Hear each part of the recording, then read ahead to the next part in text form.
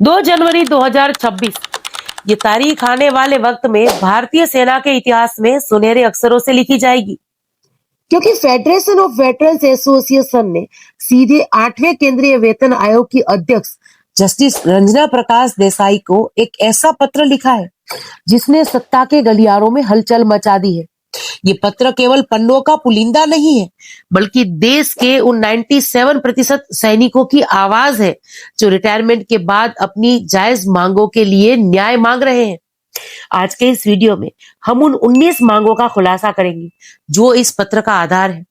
अगर आप पूर्व सैनिक हैं या एक सैनिक हैं या किसी फौजी परिवार से आते हैं तो आज के इस वीडियो की जानकारी आप लोगों के लिए बेहद ही महत्वपूर्ण होने वाली है। तो चलिए गहराई से इस पत्र को समझते हैं और बात करते हैं इस महासंग्राम की।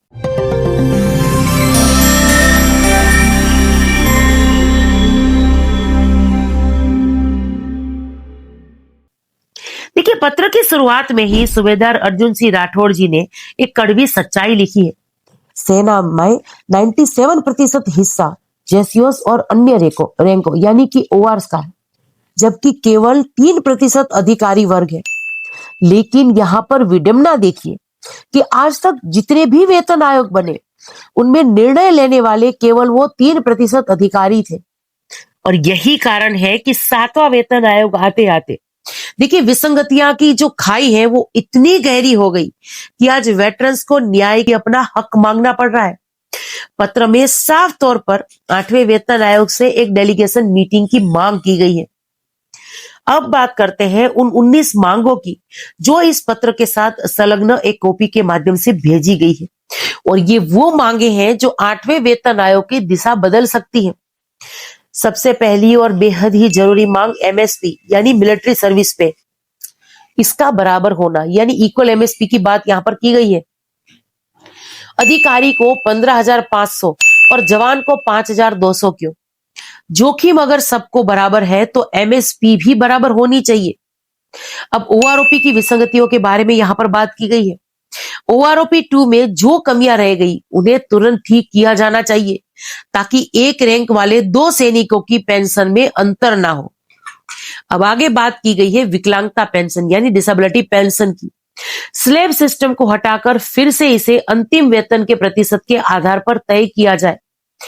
आगे बात की गई है फिटमेंट फैक्टर को लेकर। 8वें वेतन आयोग में इसे 2.5 से बढ़ाकर 3.6 सेट किया जाए ताकि पेंशन में सम्मानजनक बढ़ोतरी हो सके।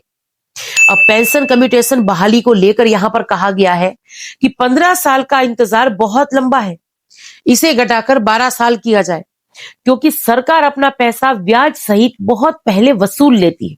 यानी 12 साल में ये पैसा ब्याज के सहित पूरा हो जाता है। फिर 3 साल का जो अतिरिक्त पैसा काटा जा रहा है और जो पेंशनर्स को नुकसान हो रहा है इससे उनको बचाना चाहिए। इसकी मांग भी यहां पर रखी गई है।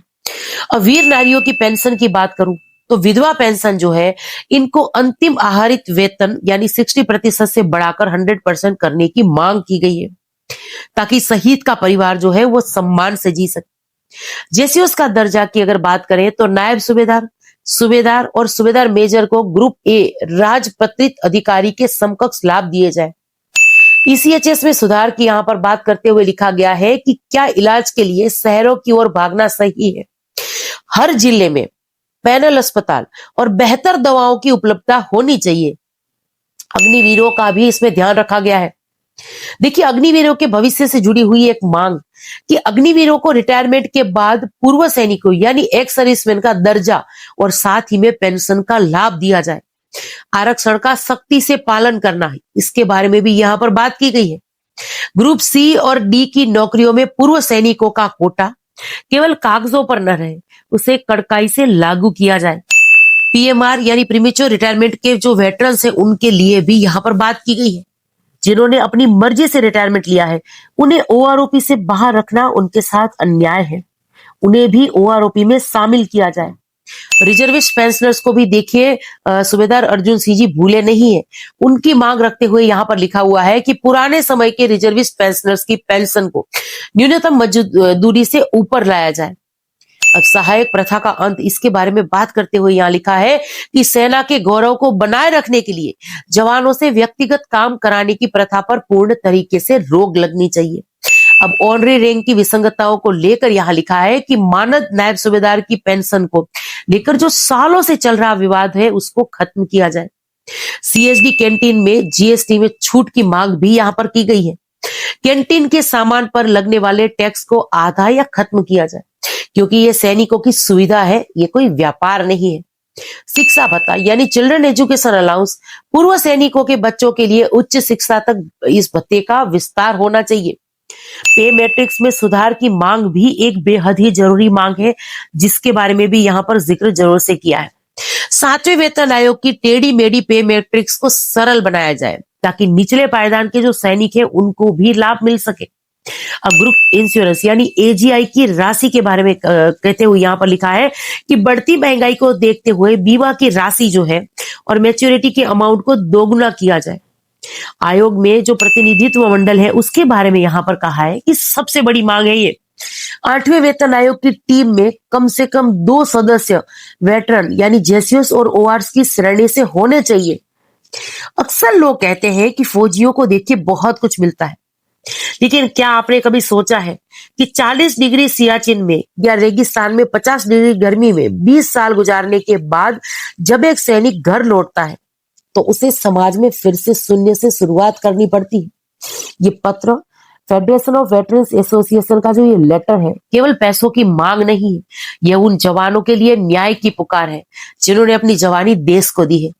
जब तक नीति बनाने वाली टेबल पर एक जेसीओस नहीं बैठेगा या ओआरएस का प्रतिनिधित्व करने वाला कोई ओआरएस नहीं बैठेगा, तब तक एक जवान का दर्द दिल्ली के वातानुकूलित कमरों तक नहीं पहुंचा पाएंगे हम।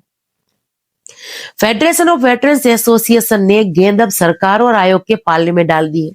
2 जनवरी 2026 का ये पत्र एक बहुत बड़ा बदलाव ला सकता है, बशर्ते कि हम सब एक रहें। अगर आप इस वीडियो को देख रहे हैं और जो मैं जानकारी भी शेयर कर रही हूँ या जो सवाल मैं आपसे पूछ रही हूँ उससे सहमत है, तो इस वीडियो को जान समझकर इतना शेयर करिएगा कि सब तक इसकी जानकारी पहुंचे, ताकि सरकार को भी पता चले कि देश का हर नागरिक अपने सैनिकों के साथ खड़ा है। क्या आपको लगता है कि ये 19 मांगे पूरी होगी? कमेंट्स में आपकी राय जरूर से शेयर करिएगा और इसी के साथ आज के इस वीडियो से विदा लेती हूँ। जय हिंद।